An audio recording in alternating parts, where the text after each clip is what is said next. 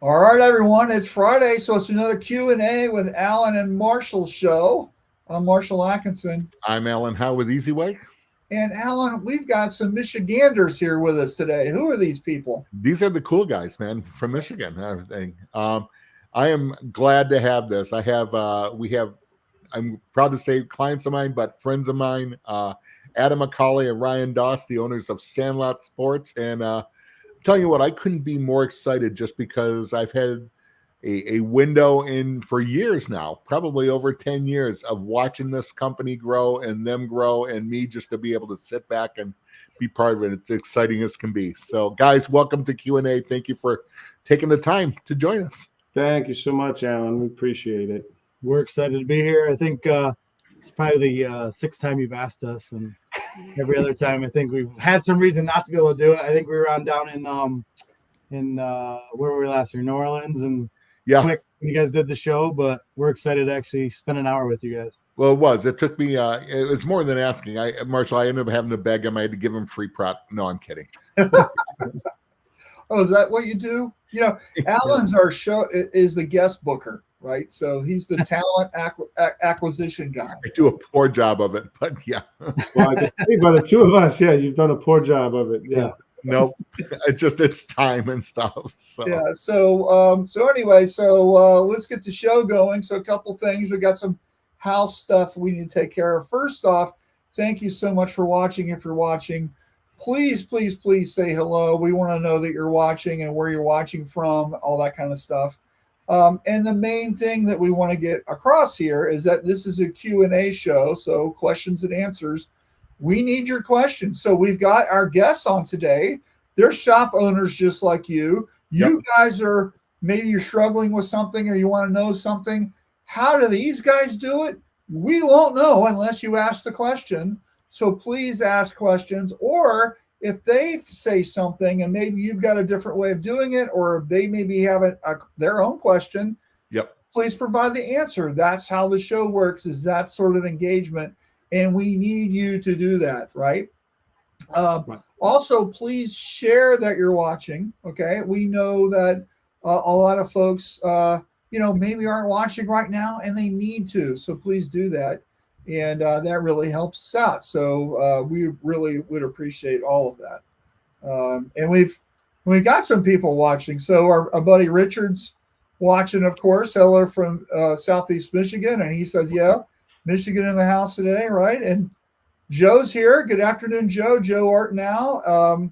It's good to see him. And by the way, he is on the latest Success Stories podcast episode, and you can hear Joe talk about all the things going on in his shop, and you can find out he's got probably one of the best taglines in the whole industry, which is he prints shirts that deserve hangers.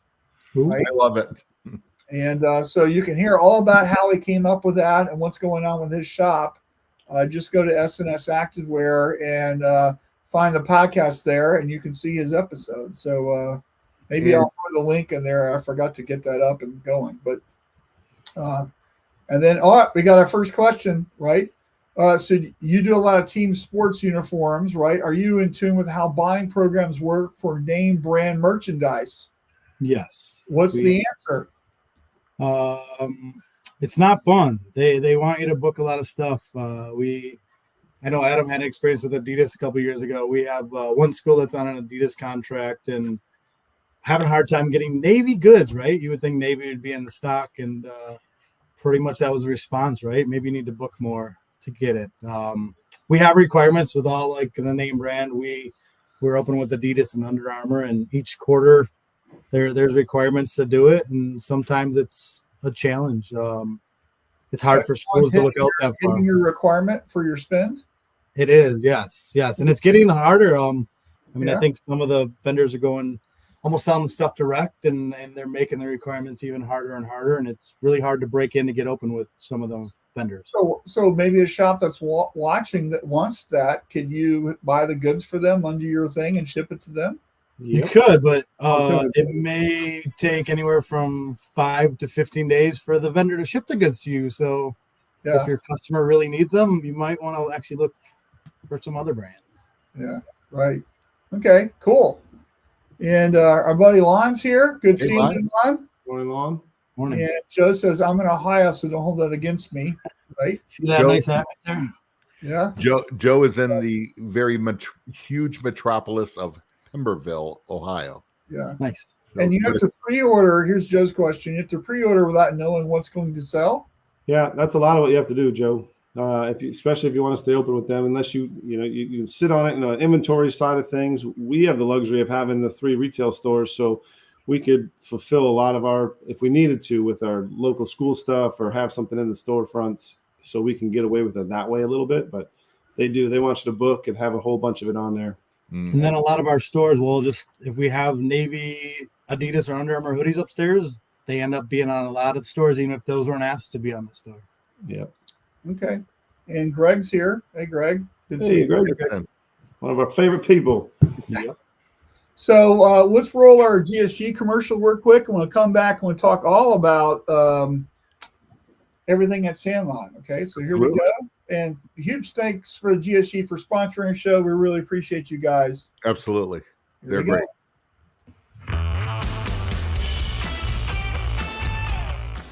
Over the last 70 years, GSG has seen many changes in the apparel decorating industry. But one thing that hasn't changed is our dedication to helping our customers discover what's next. As we continue to lead the industry, GSG is here to support your business with industry experts.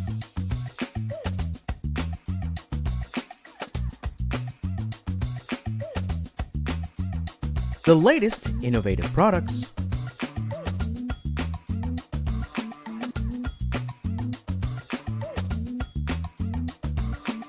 training services,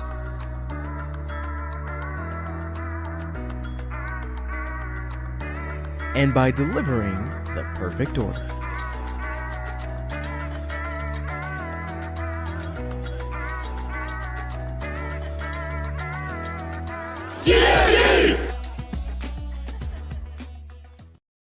All right. Big thanks to them. All right. So we also got Charles is here from New Mexico. Good seeing You doing, Charles? All right. So why don't we kick this thing off? Because maybe there's people out there who are like, who are these guys? What is their business about? One of you guys, we'll just say Adam, why don't you talk about Sandlot and how you got started a little bit? And while you're talking, I'm going to show your website a little bit. Perfect. So we started in 2008. I was a school teacher. Ryan was a salesman out of Chicago, and both of us wanted to kind of do something different. I used to work at a screen print place in Saginaw and learned everything from them. We will learn that later on they weren't the greatest at what they were doing, but it got us in the door. And I convinced Ryan to come back home and start our own business. And we just started plugging along. We started a small little 400 square foot shop. And my favorite story is that we used to reclaim screens using bleach. And that's one of my favorites that Alan loves. We slowly started growing from there. And over there. And we use Rubylith. And we used Ruby still when we started too. Yep. And then we upgraded from that store into another building in Bay City. And then about 3 years in, we were able to purchase the store that I used to work for in high school, and they had 2 locations. So we went from having just the 2 of us as employees to having 7 employees. And then we slowly purchased a couple more businesses out over time. We bought a production facility, moved our artists and our printers, our embroiderers all there. And what did we do? This last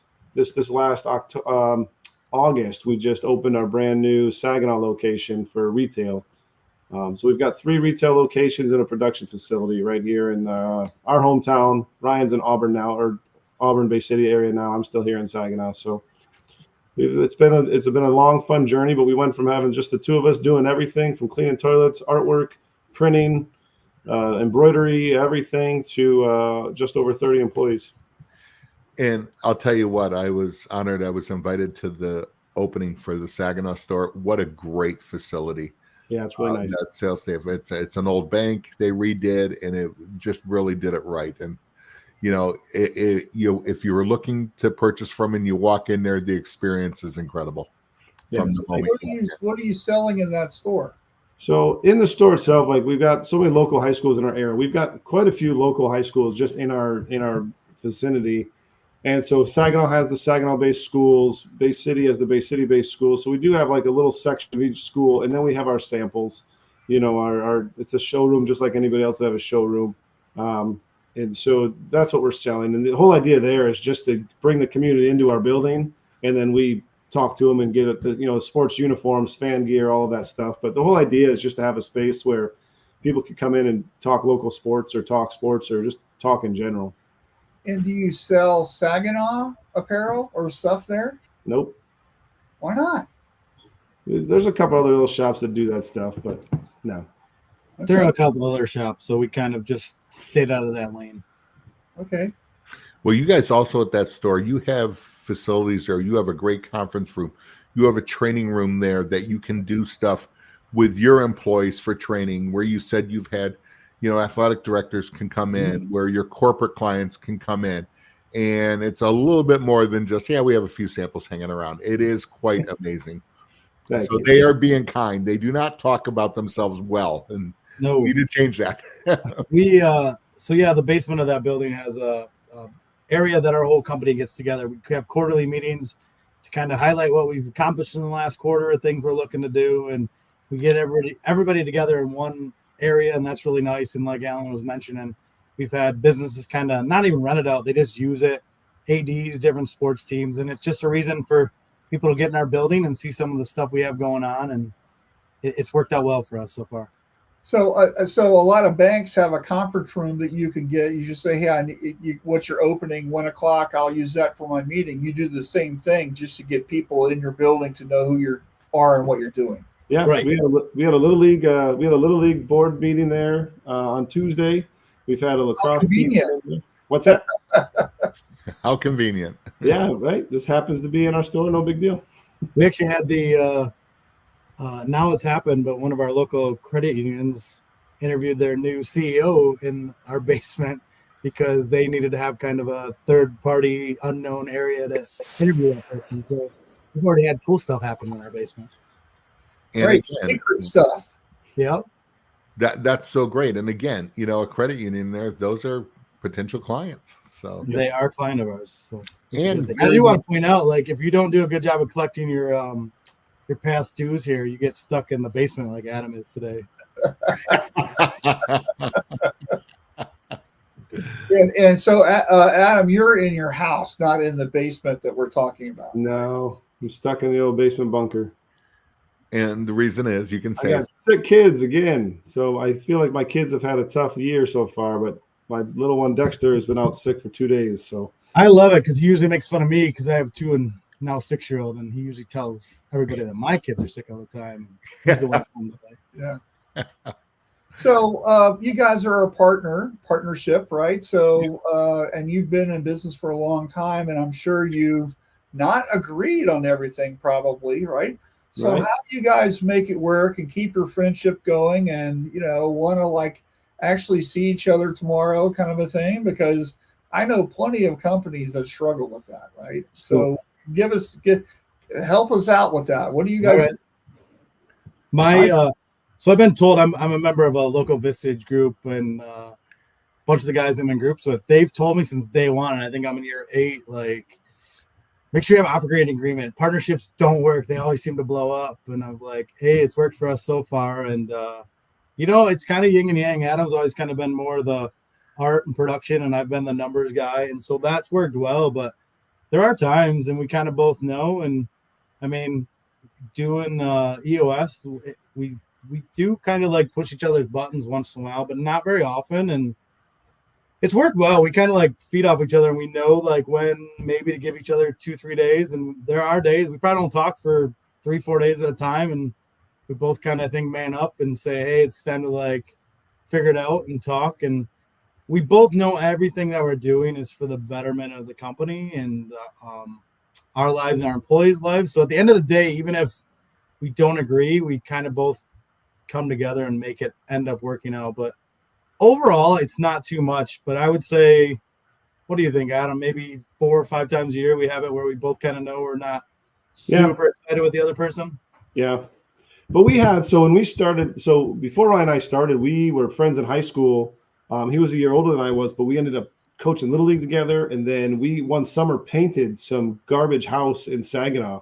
And we would work our normal jobs, and then we would have to work that job, and we'd work till like 2 a.m. So from there, we learned like, okay, we both have a great work ethic. And then when we started, those first few years, I mean, for anyone that started their own business themselves, they know you've got to work. Like there's days we may not have slept, or we'd like sleep in shifts and but because the job had to get done.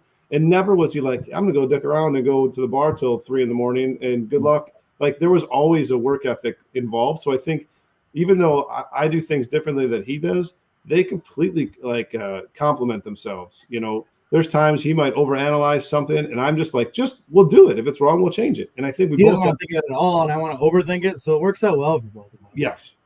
So we just find ourselves in the middle. But yeah, there's probably been, I don't think there's ever been a time that we've been actually angry where it was a problem. But there's always been times where you're like, all right, you're annoying me today.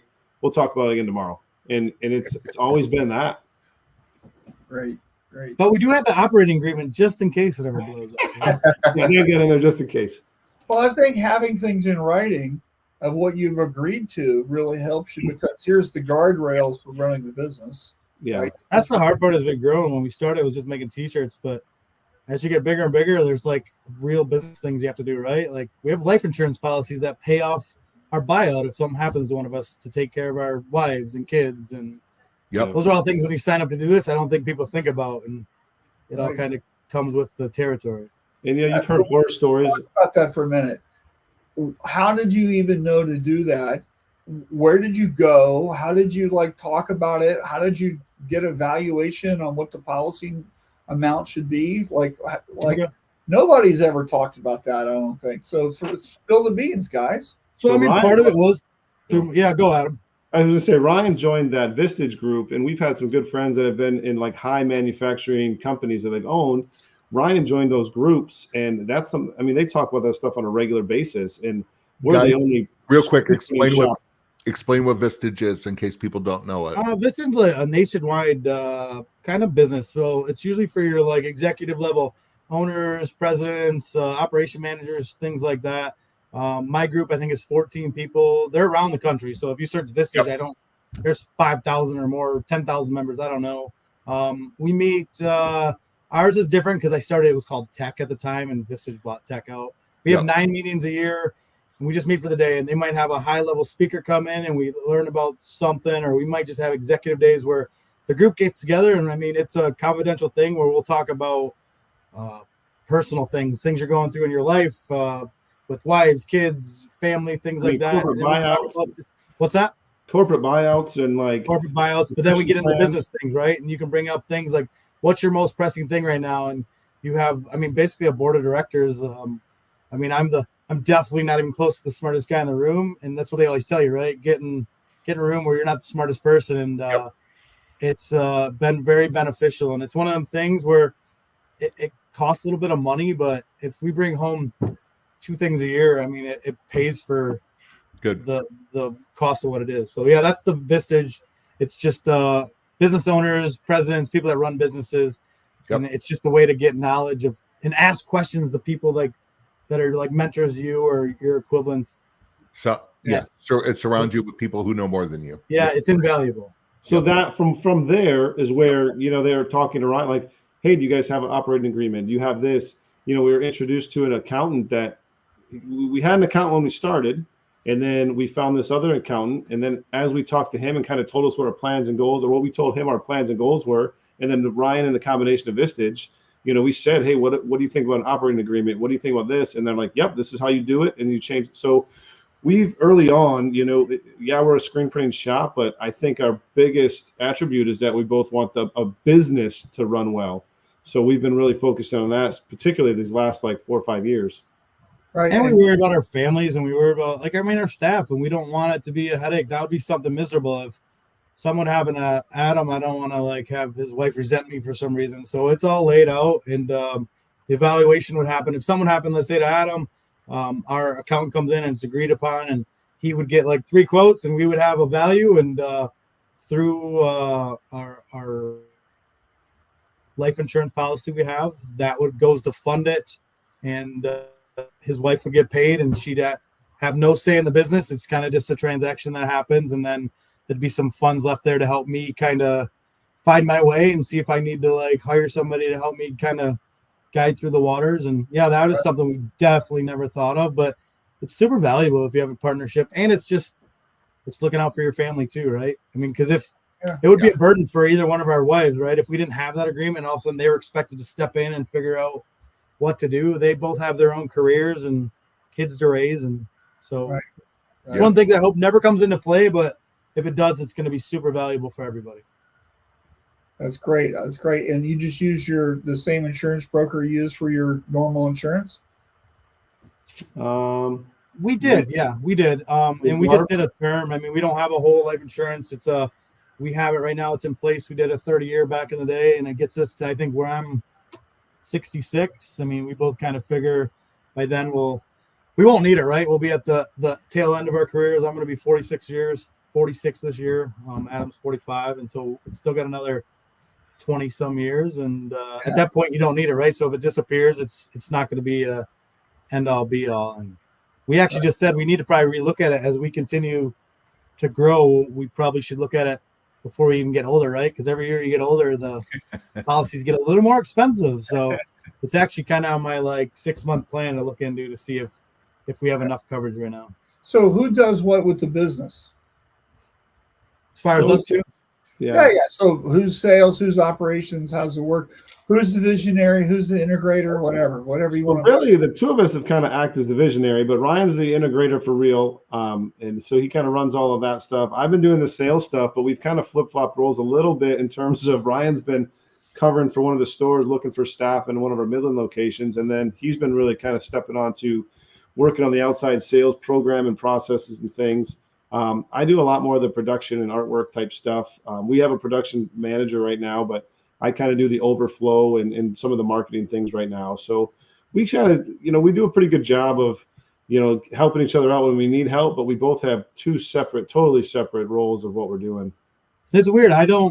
We're a screen print embroidery company, and there's a lot of people in the industry I respect, and they're great artists and they're in the Hall of Fames and stuff like that. I'm not that person. I can't open Corel and cut a name. I can screen print. I don't know if I could do it anymore. I haven't done it in 5 years. I'm legit running the business. With EOS, you mentioned the integrator and stuff, and that's the terms we use in EOS, Entrepreneurial Operating System. I'm the guy pulling the levers and making sure we're getting our rocks done in 90 days and where are we going in 3 years. And I really don't dig deep into hey, that half tone could look better. We could do this better. I'm trusting my staff to do that. And Adam's still kind of in that world. I'm playing the role of businessman and not straight up screen printer and embroider and digitizer and all that stuff. Now, I'm an ops guy, integrator. That's my brain. That's how I think about everything. So at one time, though, Adam, Ryan, weren't you more focused on the embroidery side, and Adam was more on the screen and production side at one time? Yeah. Back in the days when Adam was talking about we were still having to clean the toilets, we bought our first embroidery machine, which probably we wouldn't do if we could do it over, but we could have outsourced it. And I went to Chicago for 3 days, and I all of a sudden became an embroiderer in 3 days. Came back, and I ran our embroidery on a single head for probably 3 years, right, Adam, until we bought the Sports Junction out. And Adam would screen print, and he would peel Ruby because, again, we did Ruby for almost 2 years, I think. And he'd go screen print, and I'd answer phones, and in between rehooping and setting the next job up, and it was an adventure. Adam kind of said in the beginning that first year of 2009 was our first full year. We did, I think, 380,000. We worked 500 plus hour weeks. And I mean, we lived and died and we made no money. Our take home that year was under $9,000 each. Everything went back in the business. Cool. And we're the only two that know the true grind we went through.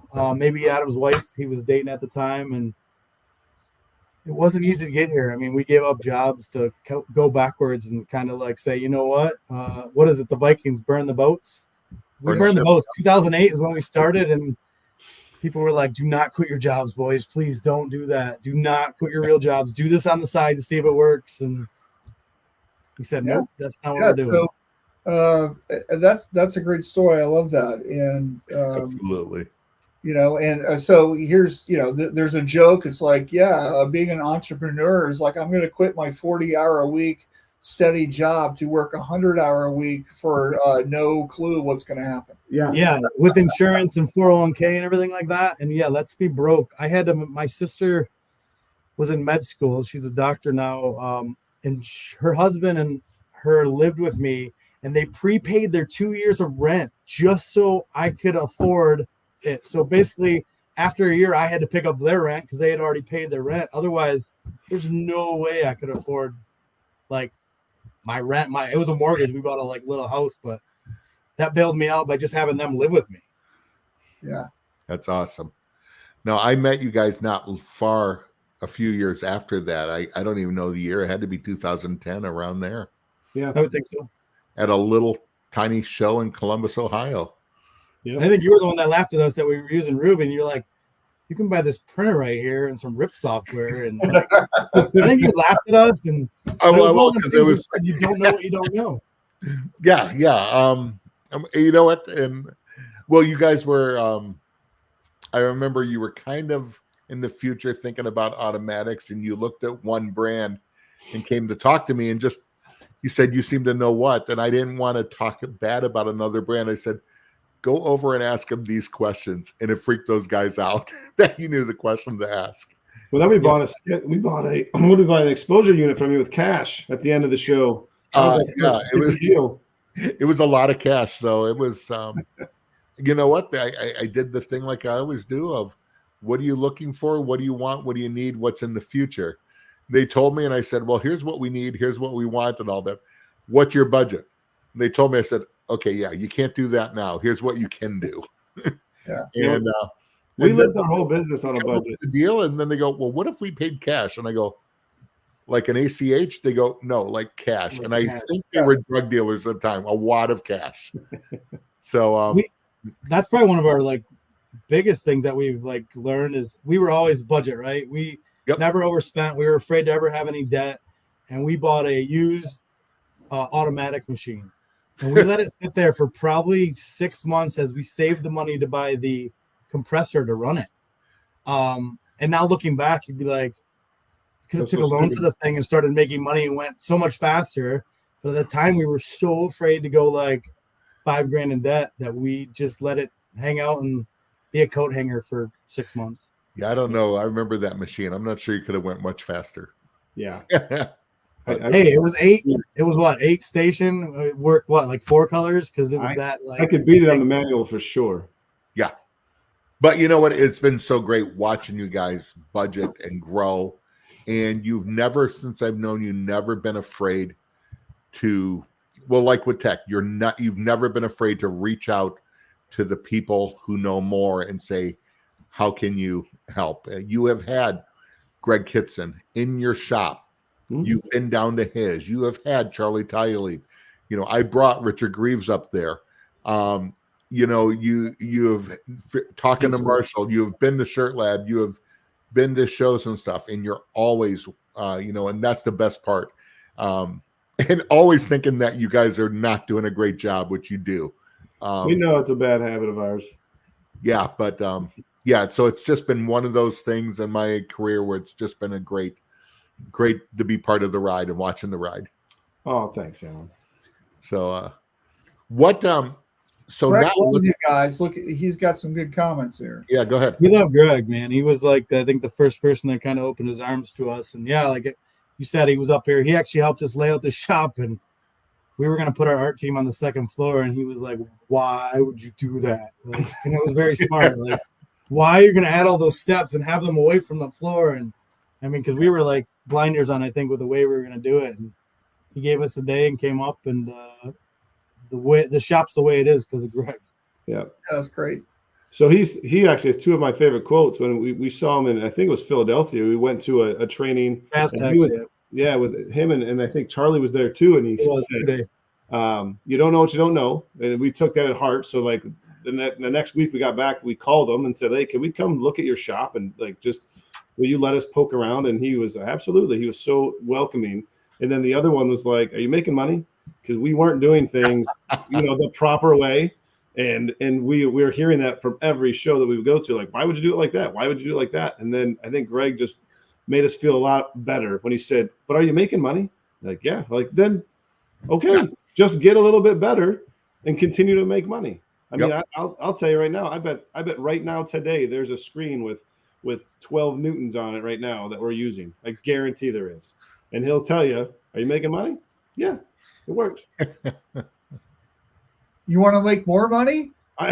Do it better. We try it every day, and that's no, it is. We always say move the needle. So get better every single day. And that's why Ryan's a part of Vistage. That's why we've jumped on EOS. That's why we've done all these trainings and done all the things, because Ryan and Adam could learn a bunch of stuff, but if we can teach our staff to think the same way that we're trying to think, and let them work on getting better every single day, like, it's not going to be overnight, but if everyone's just getting a little bit better every day, at the end of the year, you move the needle so far that you're unrecognizable. And I think from where we were 15 years ago to where we are now, we are 100% unrecognizable. 100%. Yeah. We started with a $15,000 loan for my parents, and what did we spend? $8,000 of it on the embroidery machine that we probably should have bought. And I mean, we still have the first press, and I remember you used to have to use your belly to hold the registration on it. And like, we made it. We made money. You can make money with anything if you want to. Why do you keep eating ice cream? Well, I gotta have the screens registered, honey. Yep, pretty much.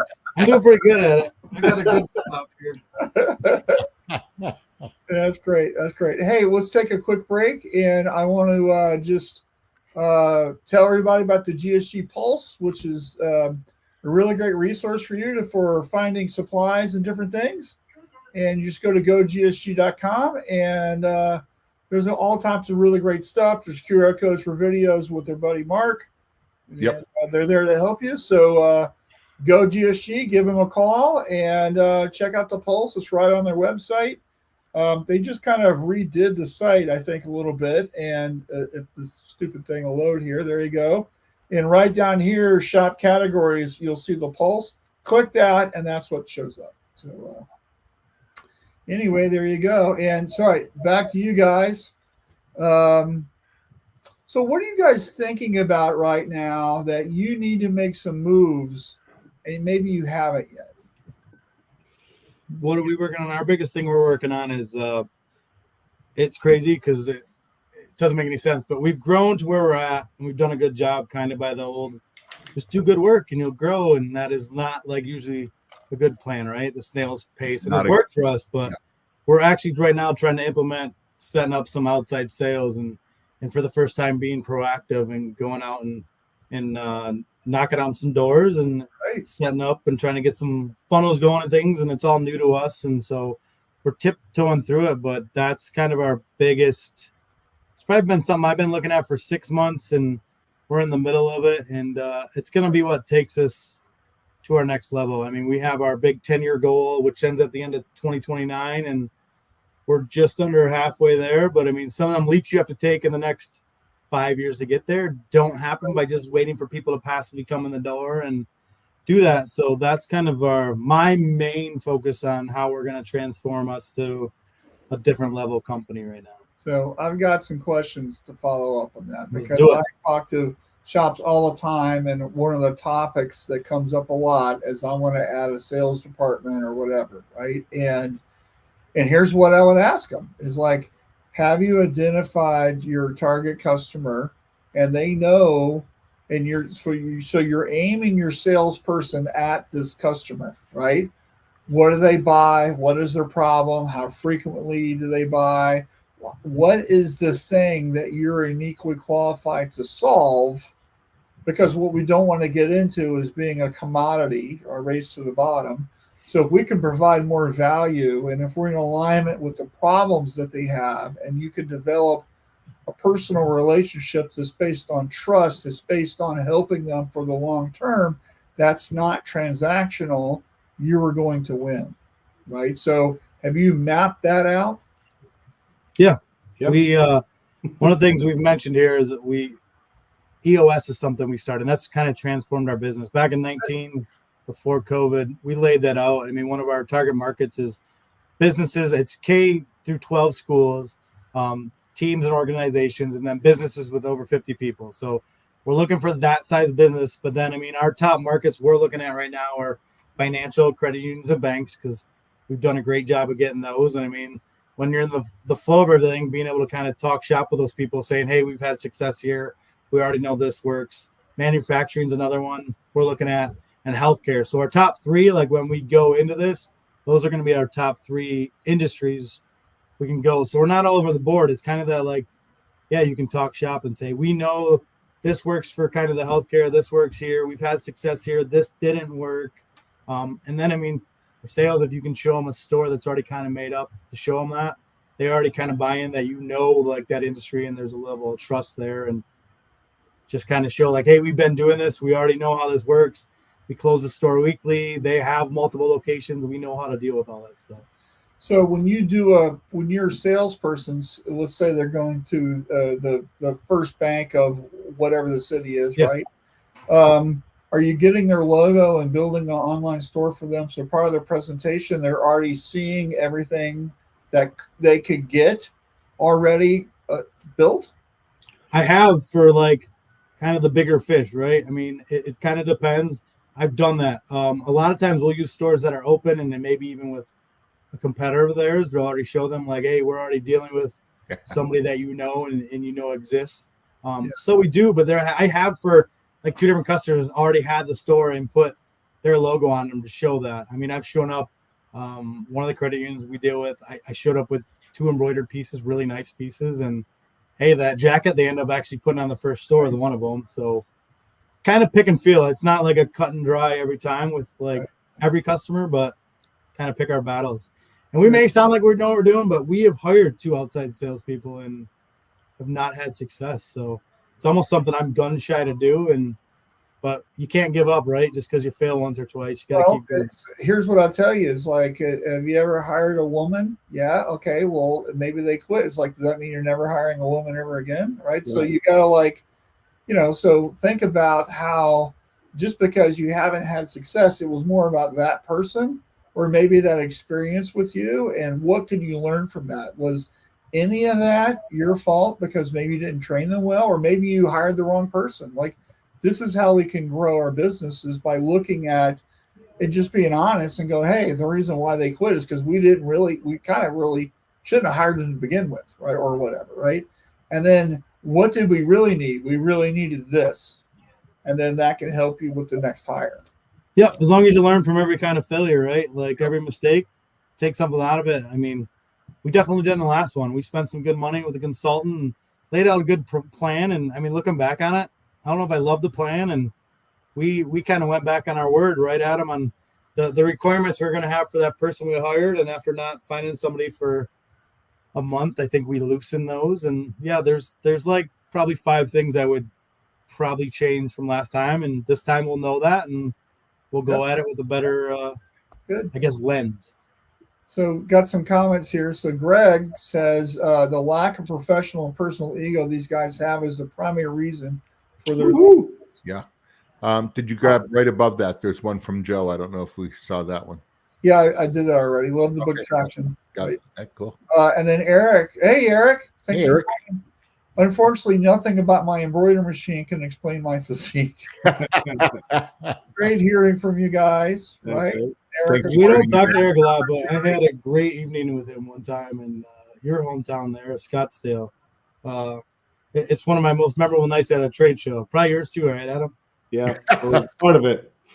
Yeah. Eric's a great guy. And let's give a little shout out. At 5:00 Eastern today, he has a podcast on embroidery called The Take Up. So tune into it. And our condolences about your mother's passing. 100%, Eric. So yes. All right. Joe says, what are your feelings on DTF transfers as a solution for printing team uniforms? Are you guys using them now? Seems like a great solution for names and numbers. Great I'll let Adam go. I can say I love that idea. I really like the customization you can have with names and numbers. Making names and numbers multiple colors and all kinds of crazy stuff. It's a lot of fun. We actually just this week a customer had sublimated uniforms for the whole organization. sadly, one of the players' parents passed away from cancer that came back quickly, and they wanted a little patch or something along those lines on the uniform. But I said the uniforms are already here. Like, I can't, it's sublimated. It's not like I can screen print again. So we end up using a DTF patch. It came within a day or two. We heat applied them on the back. They look amazing. Like, it is a good, especially on the polyester pieces, it's such a good decoration technique. I would highly recommend it. You can be very, very creative with those DTFs. And this is great for smaller orders. Yeah, the only thing I don't like them on like cotton pieces, right? So if you're in the sporting world and you're doing more of the poly pieces or the performance pieces, they're amazing. Once you get to cotton, you really have to pay attention to how big the DTF is. Is it a big, thick, does it feel like a sticker? Does it feel whatever? It just depends on the design. But on the poly stuff, it's amazing. Here's what I'll tell you is not just like in screen printing or embroidery, it's all in how you do it. 100%. So there are plastisol DTF transfers you can get. It's plastisol ink. It feels just like plastisol. If that's what you want. There's also, a lot of times the hand of a transfer is based on the glue, the adhesive. So if you've got really thick particles of glue, chances are that it's going to make the thing feel weird, right? So what type of glue, what kind of transfer, where's it being made, what is it, what's the film, what's the ink, all that goes into it, right? Yeah. And so where you find your transfers, there's tons of options out there. The big boys that do lots of stuff, Saul's and Supercolor and Howard transfers and F&M expressions and whatever. I would source all that and just see the ones that you really like and dial that in. There's a race to the bottom right now because there's all these people who bought all of these transfer presses and they're all trying to get those things running all the time, and not everybody knows what they're doing. And so just buyer beware, right? Kind of a thing. And you can do silicone. You can do there's endless options. Yeah. Right? And it's up to you to kind of understand and wade through that mess to figure out what's going to be right for you. And I would also caution you, if you're interested in buying a DTF printer, make sure you have a good business that's built on lots of sales to make that thing work, because otherwise the thing's just going to sit there. That's the big problem with DTGs. A lot of people just don't have enough business to run the DTG printer all the time, right? And of course, when you bring the printer in-house, now you have to be the expert on print heads, and now you have to be the expert on all this other stuff.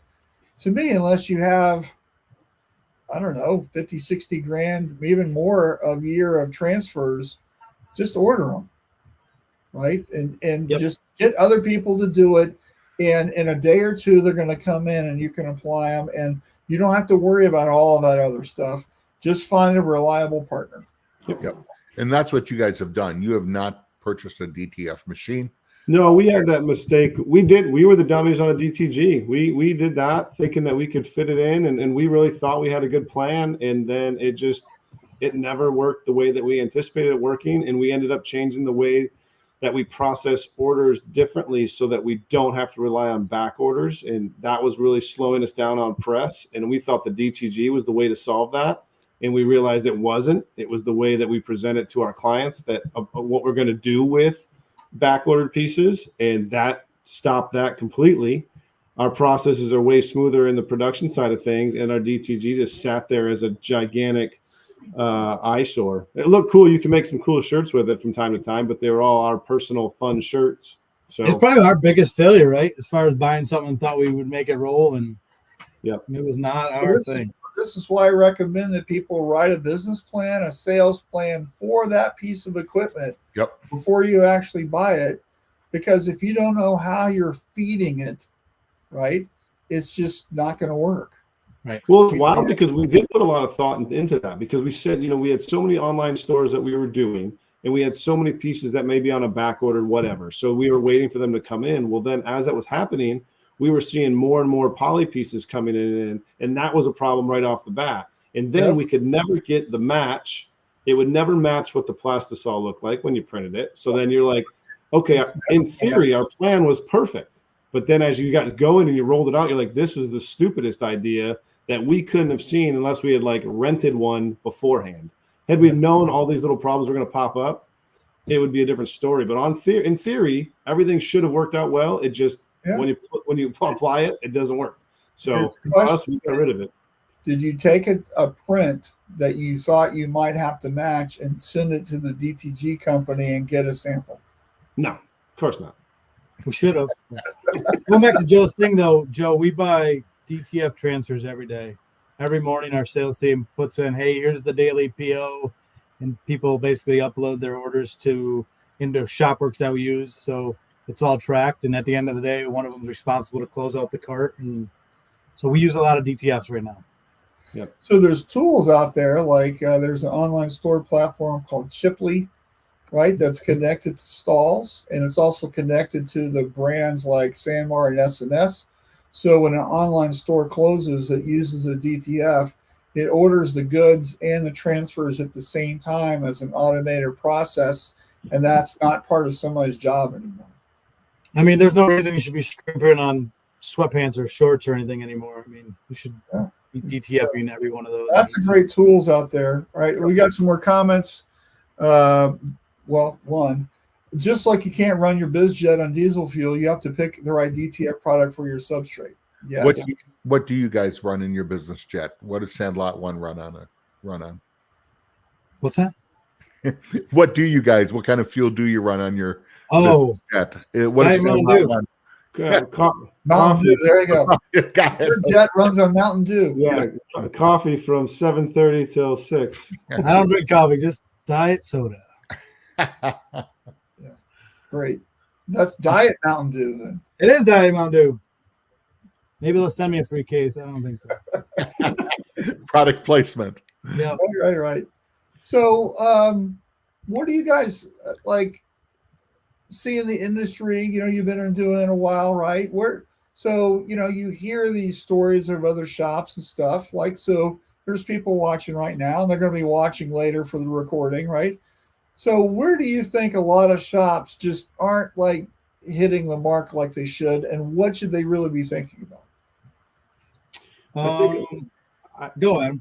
So really, I think what we've learned, I mean, we've known it for a while, but you really see it, and I think people are talking about it more and more, is that our industry to be successful, you have to have a better experience, and you have to provide a value. And you touched on it earlier, Marshall, like there has to be a value in an interaction with your customers or clients. And it doesn't have to be a huge grand gesture. It just has to be a sense of confidence that you're doing what you're telling your client you're going to do. The expectation needs to be laid out. And I think that the companies that struggle don't lay out a proper expectation of what they can expect from working with you as a customer, as a dealer. Yeah. And I think that's the biggest hang up. You know, anytime we get a new client, we try to talk to them about their experience with other shops, because rarely do we get someone that's never ordered a shirt ever in their whole life. They've always come from someplace else, and we really want to dive in to know why. Like, are you a pain in the butt, or did they not meet your expectation because you didn't have the expectations laid out first? So we've got processes in place to kind of get those expectations out there in front of the client first, so that we know that we're going to have a good partnership between us and that client. And sometimes they don't, and sometimes they say we say, you know, that this isn't going to be a good fit. There may be someone down the road that you could use, or that's a larger project than we can handle. I think you'd be better off doing this. And I think Ryan and I early on have said, like, if we can't handle it, there's no way that we're going to try to fumble through it and make us look like idiots. Let's help the customer get to the person that can help them. And I think with, you know, talking with Alan and you and other people in our industry, the good ones will, if they know they can't do something, they'll pass it to someone that can and set up the client for success. And I think get back to doing what you know how to do. Yeah, you just have to have the expectations and really identify that with the customers before you start. My biggest thing from what your question was going to be, I was going to go into the whole, we talked about the book traction and EOS. That's been such a game changer. I mean, you got to work on your business. You can't just react to like the day-to-day, getting the orders out the door. And I mean, you start it wanting to make shirts and start a business, but at some point you've got to like make a plan. You were talking about writing a business plan for the DTG or buying a DTF. I mean, it's kind of the same thing in your business. I mean, we have a 2-page dashboard, right? That has who's our target market, what are our values? And I mean, our top one is experience is greater than transaction equals reputation, right? So it's not just, you got to give the person experience, and that's kind of what Adam was talking about. But it's who's the market. We have 90-day projects we're working on that meet our 1-year goal that we're trying to do, that meet our 3-year goal. And I mean, that thing keeps us focused on like doing it. Back in the day, Adam and I would go into his office every day and say, hey, I think we need to do this. I think we need to do this. We got to think about this. And we'd go back to like putting out the fires, and those things wouldn't come back up for 9 more months. We're like, remember that time I said we need to do this? Putting that stuff on paper and having a plan of where you want to go. And you can't change the world overnight. It's little baby steps. We talked about that earlier, like just getting like move that needle just a little bit. But you got to have that plan, and you got to start checking those things off to kind of move forward. It's you got to put out the fires and take care of customers, but you got to put some time away to like work on where you want to go and having a plan, and not just letting the ship float in the water like with no sail, right? So since you're on traction, right? So talk about how important it is to understand you might not have the right employees, right? You guys, I'm sure, have done the vision traction thing, the organizing, right? So talk about that a little bit. I mean, you discover like when you're analyzing who you have on staff, maybe we've got a real hole over here, right? Like, what did you guys, when you started that process, what did you discover? So right person, right seat, super important. And we've had some people in the wrong seat. And doing the right thing. Don't forget the third one. Right. Yeah.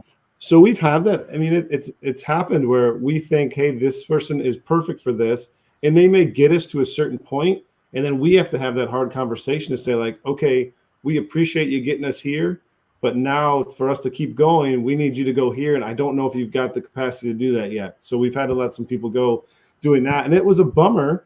But I think that when we were open and honest with everyone as they started in that role, they knew it. So that conversation was awfully easy, or not easy, but easier when you could say, hey, remember how you got us from here to here. We need you to get to here, and you couldn't do it. So we're going to have to, this will be the end of our relationship. And for the most part, that's worked out. But right person, right seat is extremely important for us. And sometimes it's not that easy. It's not as easy as black and white as that. And we joke from time to time is, sometimes you just have to manage the team you have. Right. Like you can't, the seats, you might not have the right people, but today we need to get the work done. So you manage the team that you have, and you try to coach up when you can. And it is what it is. It was a big thing, though. I mean, we had one person when we started really getting into that and kind of like seeing where everybody sat on our different levels of get it, want it, and capacity and all that. We found a person that like could knock stuff out, but they actually like didn't have the culture end for us. And we have a word, kind of a terrorist, right? Like they can knock stuff out and they're, so you think they're great, right? But they're actually like holding everybody else back. And that was one of the most eye-opening things. We had to let somebody go. I think they checked out right before they were going to get let go, but it changed the whole like department and kind of like made everybody better, and people could have a voice, right? And actually start learning a little bit. And so right people, right seat is a big thing. We're not great at it, but we're way better than we used to be. Yeah. You've also found, go ahead, Al. I know on some of those holes, just because I know your company, of the people that you had in positions and other ones, and you've had to make changes, that the right person sometimes was always right under your nose too, and just didn't realize it. Yeah, we had. So Mike's been with us for almost 10 years as our salesperson, and he was awesome. He was running our Bay City store. In fact, he was kind of overseeing the staff and the sales side of things. And when we made a change at production manager, we asked him if he would be interested, and he stepped into that role, and he's been awesome ever since. Yep. Because he has the background of the sales experience, and then he has the background now of the production. He's still learning some of the production stuff now, but from a standpoint of keeping the culture going and everything, like he's been with us, he knows our story. And so he's like a big advocate for Sandlot in general. And now he's in a position to really kind of alter some things. Good. And he's also, since then, this is a part where your reject rate has went down. He has incorporated SOPs with both of you, guiding them and stuff of SOPs in the company culture there, where it's not just made you more profitable. Like we said at the beginning, there's been times, Adam, I know you and I were talking going, I feel like we're slow because we're not printing. Well, wait, you're just not printing because there's fewer scrap rate. you're not having to redo jobs, and that's a great thing. It is. Yeah, there's multiple reasons that we're not. I mean, we fixed some things. I think pre-COVID we would almost reprint anything, right? If it was back ordered at them, and we've made some changes with our online stores, and so we don't just reprint the one or two things that come in. We cancel them and back order them off, and we're starting to use sublimation. I mean, sublimation price points have changed so much in the last 6 years. Doing that We used to have the rec teams in, and we were screen printing right. That we were doing a 2-color print on the front, heat seal, name, number on the back. We can't do it as inexpensive as we can just order from one of our sublimated suppliers. Yep. And get way cooler stuff, add more logos, and so we're not printing or producing any of those orders anymore. Yeah, Smart. that's good. That's good. All right, so we got some things to share at the end here. So great conversation today. That hour went real quick. Man, very quick. And by the way, Joe says Mountain Dew Jet Engine. Someone should put that on a shirt. And Hurley says, "Good morning, gentlemen. Extremely late getting on today. That's okay. We won't write you up or anything." Glad you're here anyways, Chris. So, yeah. So I do want to talk about some things that are coming up. First off is Atlantic City is around the corner this month, right? And look at this guy. Ooh, that picture's from like 15 years ago. Yeah, No, that picture's brand new. The other one was it looked like 15. it looks AI generated. That's mid-journey picture, Alan. That is actually Alan not. has That right is here. a real photographer. My buddy Nick Corey, who is an incredible photographer. He makes me not look as ugly. So, Alan, you're teaching some sort of class or something. What is this? It is Intro to Auto Reclaim at Thursday at 9:00, first day of the show. We're going to go, if you're looking at auto reclaim, you probably should, no matter what size your shop. And this is going to go through different options, the questions to ask, what you need to ask yourself. Are you ready for this? What the different options are out there. And I've actually attended this class in Long Beach. It's a great class. You're going to learn a lot. If you're interested in automating and upgrading your screen room, this is something that you need to attend before you drop lots of cash. Yep. And he's very neutral. Okay. So it's just really giving you the information so you can make a better decision about what to look for and better what questions to ask when you're sitting there at the booth going, hey, does this thing do this thing? Or, you're going to learn all that stuff. So this is a really good class. And then yours truly is teaching a class. There's my picture from years ago. I should probably update it. But Mid-Journey Power User class. This is all about how you can automate a lot of the stuff using AI tools to get more done in the day in your art department. And so I would highly recommend, if that's something you're interested in, that you take my class, which also is on Thursday. Look, it's right after Alan's. It might even be in the same room. Who knows? 10:45 to lunch. And so that's going to be really great. And then, because we're almost out of time, I want to talk about Shirt Lab Austin. Tickets are on sale. Okay. And we've got an early bird discount right now. So let me get that thing going, right? So where is that? Right here. So that's the URL. You can save $100 and just go to shirtlab.com/earlybird. And you guys have been to a couple Shirt Labs, and Adam actually taught at one of them, right? So so you've been an attendee. What do you guys think about what we're doing with Shirt Lab? I think they're always great. The information that you get and the camaraderie with the rest of the industry is phenomenal. So if anyone's thinking about it, just go ahead and do it. It's the best investment you can have this year. Do all education. The class 100%. You guys are teaching, we've said it a couple times a day. You don't know what you don't know. And you never know what you're going to pick up. You're not going to go to every class and everything's going to be great and you're going to come home and implement it all. But if you can pick up one or two things and you come home and it's that thing, right? Baby steps. Just bring something home and focus on it, and it's going to make you better. Yeah. So Shirt Lab Austin, we're going to teach automation. Okay. And you're going to learn how to automate your sales lead generation, how to automate your sales and sales strategy, how to automate your order entry, how to automate inventory management with purchasing and pulling, and then also how to automate your production KPI tracking if you're metrics based. So everybody here is an expert with really great success at that, and they're going to show you how to do all that stuff. It's going to be on April the 20th. We've got a networking event on the 19th. That's always fun. And then we're going to have a dinner that night, and it's going to be lots of fun. We got a hotel room block. Here are our speakers. Justin, who taught at Shirt Lab Atlanta. He's done a bunch of stuff with our Shirt Lab Summit stuff. Our buddy Davis is doing the sales. Cole with Shirt Agency in LA is going to talk about automating order entry. Shane was stoked on printing to talk about the inventory stuff. Cool. And Chris Bates, who is a KPI expert with Deloitte, is going to be sharing how to do production KPI tracking.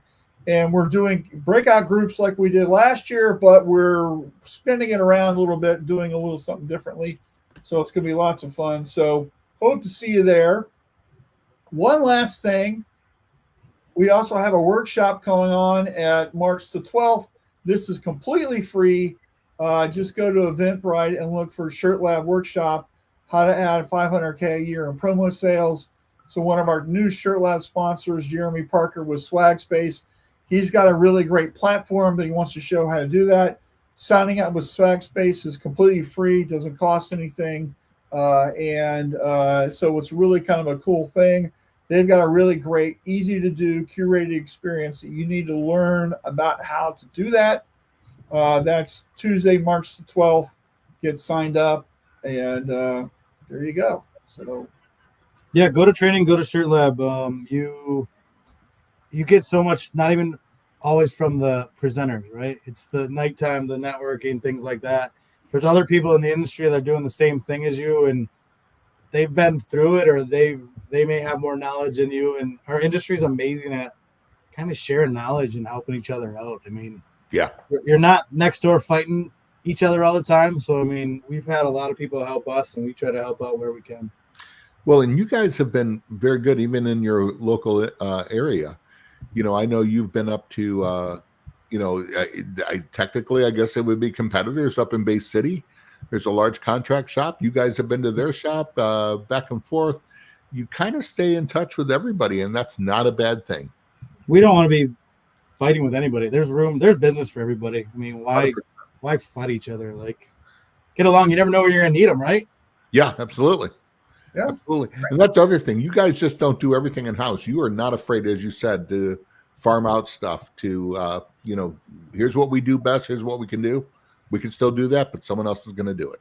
Selectively, I mean, there's times we'll farm it out because ultimately we want to make sure the customer, we can meet their deadlines and not give them a good experience. Just be resourceful. Yep. So Joe took my class Joe took my class in Long Beach. It was great. Thanks, Joe. And then Joe also says Shirt Lab events are great. He's been to several. So Greg posted again above Joe. Oh, I'm sorry. Adam and Ryan, have been a true pleasure participating and watching your success journey. Good things come to good people for sure. Thanks, Craig. Yeah, send you some gifts, Craig. Make us look good. All right. So what's next for you guys before we go? Last comment. Oh. I don't know. Make it through the day with sick kids, right, Adam? Yeah, no.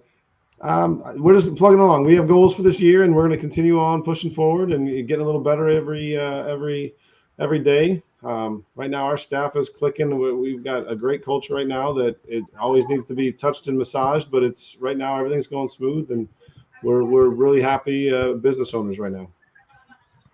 Yeah, sales, I mean, is my big thing for the rest of the year, trying to get that in place to have somebody out kind of knocking on doors. But then internally, we're looking to take probably one of our best like customer service people, like almost off the answering the phones and having them manage a book of business. So we got some big changes, and there'll be some headaches and hurdles, but it's all part of it, right? It's almost playing roller coaster tycoon, right? Running a business, you make some changes, and sometimes they work, sometimes they don't. Learn from it and try it again.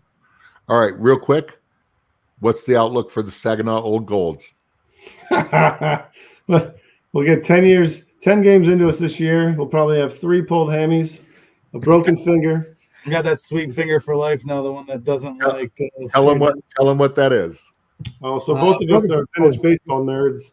In fact, I think right behind me I've got a baseball and an old bat hanging on the wall there. But we play vintage baseball, which is baseball from the 1860s. Yeah, we wear old weird uniforms. I got a picture here. Hold on. It's like the Dungeons and Dragons for baseball. It is. It's like LARPing of baseball, right? We live action role play like thing. So this is kind of what we dress up as, and there's like it's fun. We love it. You don't wear gloves, and guys throw at you as hard as they can, and big, very heavy wood, young, so. very heavy itchy wool uniforms, and but the Saginaw Old Golds are 7-time world champs. So we can hang our hats on that. World champs. World champs. That's awesome. If they got invited, if they didn't come, that was their own fault. We won. It's not our fault that only 12 teams were there. That is awesome. All right, guys. Hey, it's been great having you here, and appreciate your time. And we'll see you guys soon. Don't go anywhere in the broadcast. Thanks.